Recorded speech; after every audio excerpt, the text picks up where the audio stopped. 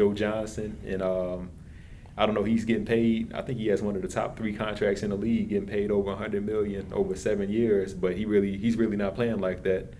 They had Al Horford go down with injury this year, and Johnson didn't really step up and take his game to the next level when Horford went down. I mean, he kept giving you the 17, 18 points, 5 rebounds, 4 or 5 assists. I mean, you would expect your superstar to step up and take his game to the next level if they have an injury and they need to rely on him to step up like that. He really hasn't done that, so that's a disappointing team for me. It's disappointing, and I don't really have much to say about the Hawks, really, but I think the best piece left on that team is Josh Smith. I think Josh Smith is a player that can help a lot of the teams that's aging, like Boston, Orlando, teams like that. I think Josh Smith is a difference maker. I'm gonna be honest with you. That's the only thing I say about the Hawks. I think the Hawks are gonna continue to be a playoff team, but they're not gonna make any noise. Let's speed through this. What about the Orlando Magic? Orlando, well, they just got rid of their coach. They got rid of their GM, so they cleaned house in like the front office. So they're trying to make Dwight happy, and I got a feeling it's not gonna work. I mean, I still think he's got his eyes elsewhere. He still wants to play in Brooklyn. He's still open to playing in LA with the Lakers. So they're making all these changes to try to make Dwight happy, and it's no guarantee that it's going to work. So Dwight is a punk. Yeah. I'll just keep it real, which I can't stand Dwight Howard. Dwight Howard is a punk to me, and all what they went through to try to please him, it wasn't worth it. And I hate to say this, Otis Smith, the GM, I blame everything on him. When they made that move for Gilbert Arenas and Vince Carter and all that, they ruined their franchise. They prematurely erupted too soon. They erupted too soon trying to make changes. You know what I mean? And they didn't get anything back in return. I thought, in my opinion, I don't know why they traded Rashard Lewis. I didn't see a decline in his game like what they saw. I didn't see it. Then, the thing with not paying Turkoglu the first time. Turkoglu point forward for you and was looking like a poor man LeBron James in that one season. You know what I mean? Yeah. Why didn't you pay him? You actually had Turkoglu in a place in his career where he wanted to stick defense, he wanted to play, he wanted to win.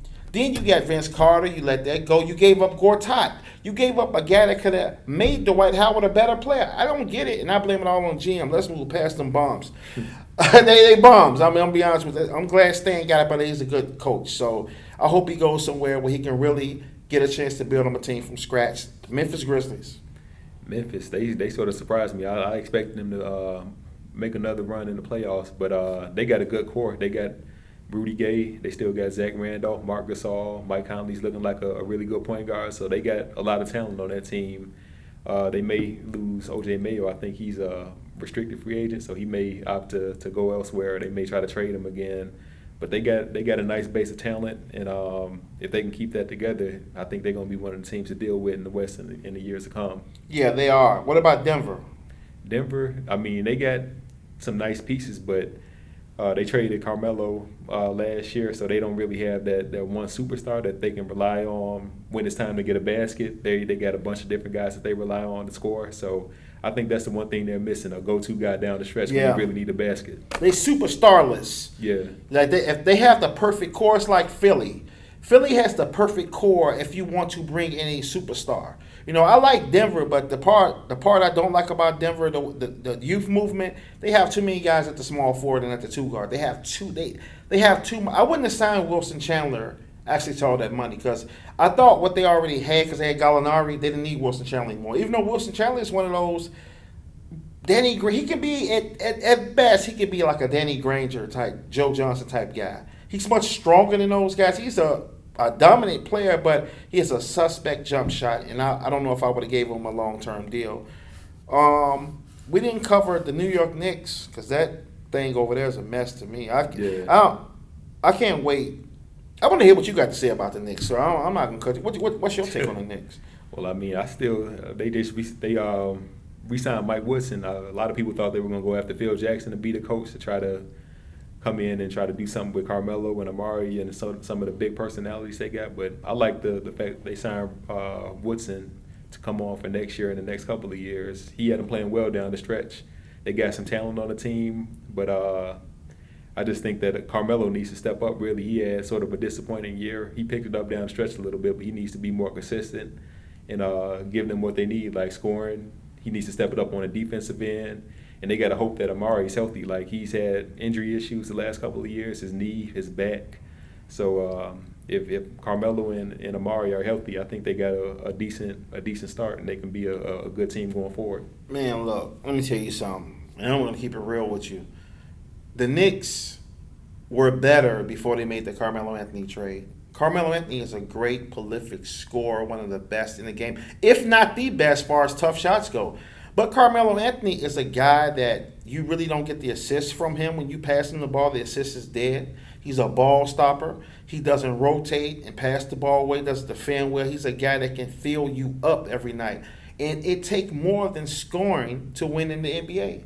And if you look at what the Knicks did, they had great chemistry even with Mike D'Antoni as the coach under Tony Douglas and Bill Walker. When they had all those guys, Landry Fields, Amari Stoudemire, Gallinari, Raymond Felton, that team played with more passion because they were submitting to the fact that the coach wants us to do this and we're going to do it this way. When Carmelo Anthony came over there, it was more about, this is my team. Carmelo is here to be our superstar, like LA has Kobe Bryant, Miami has LeBron and Dwayne Wade. Now we have a superstar here. You guys bow down to him. We are paying him to score the points.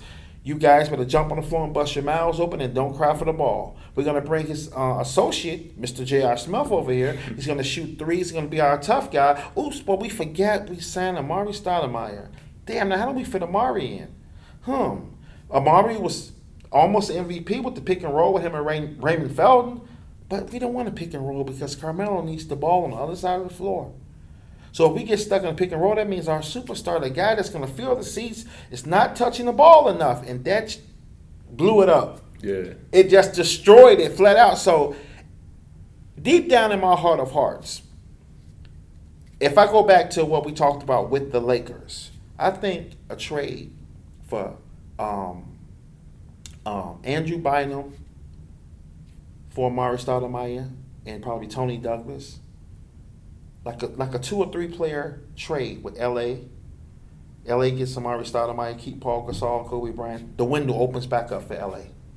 That'd be interesting. You get what I'm saying? Even though they have Tyson Chandler over there, but I think the Knicks will be a better team with 2 big guys and a guy like Carmelo that want to shoot. You have one big guy that can score and one wants to play defense. See, it's a difference in LA. Neither one of those guys are great defensive big men. That's why it didn't work in LA in the playoffs, because they were too big. They wasn't fast enough. But in New York, I think Tyson at the 4, Andrew at the 5, Carmelo at the 3 or the 2, and J.R. Smith at the 2, Carmelo at the 3, and whoever at the 1, I think it makes more sense. I think if Kobe Bryant had another guy that can take the ball and put it in the basket, that helps LA a whole lot. With a guard like Tony Douglas or something, have Ramon Sessions come off the bench. He's a role player. It works. But the Knicks, it's going to be hard to figure out, man, because they paid 2 guys to do 2 different things. Yeah. They paid Amari to come play hard. They paid Carmelo to fill the seats and make the money for them. So that's why it's not going to work. We left out the Clippers. Clippers, I mean, they got Chris Paul, and he's pretty much their whole team. So if they're able to keep him and Blake Griffin and some of the other pieces they got, I think they're going to be a playoff team for the next few years to come. I like what Chris Paul, like the leadership that he brought to that team. He brought everybody together, made sure they were getting in the right spots at the right time. They just ran into a buzzsaw against the Spurs. There was nothing that they were going to do to beat the Spurs this year, but I like the little core that they got. You know what's sad, though? Chris Paul is in trouble. Why you say that? Well, I say that because of Eric Bledsoe. Eric Bledsoe was looking suspect to me coming into this season. I had a question mark over here, like, is he NBA ready? Eric Bledsoe proved that in this offseason coming up, if he can work on finishing, he's really a starting point guard in the NBA. He's probably one of the fastest guys in the game. And when you look at what happened in that series, did you know that if you go back right now and watch that series over and over, even though people want to give Chris Paul this scapegoat that he was hurt, he still had decent numbers, and he was hurt. But I don't think it was a strong bearing on his game as much as people like to say. If you look at that series, the people that really made the difference were on the bench. Mo Williams, Eric Bledsoe, they fit that series more because the type of team, follow me, The type of team that's being built in LA is a running team. It's not a pick and roll, slow half court team. It's a team that has to be running in transition and shooting threes when the defense is off balance. Chris Paul is not that type of point guard. He is the typical come up the court, throw alley oops, but a half court more. He's more of a half court facilitator type point guard. You know what I mean? Yeah. It seems like he runs a lot, but he doesn't. Chris Paul is the guy that can really kill you in a half court set with the pick and roll option, in the backdoor cuts, and the screens, and all the manipulation he has with the ball. Guards like Eric Bledsoe and shooters like Mo Williams fit that more than Chris Paul. And it seems so crazy. Wow, Chris Paul as an alley-oop catcher? Why Chris Paul couldn't help DeAndre Jordan's game? You know why? DeAndre Jordan was showing more growth before Chris Paul came there. You know why? Because Chris Paul holds on to the ball too long.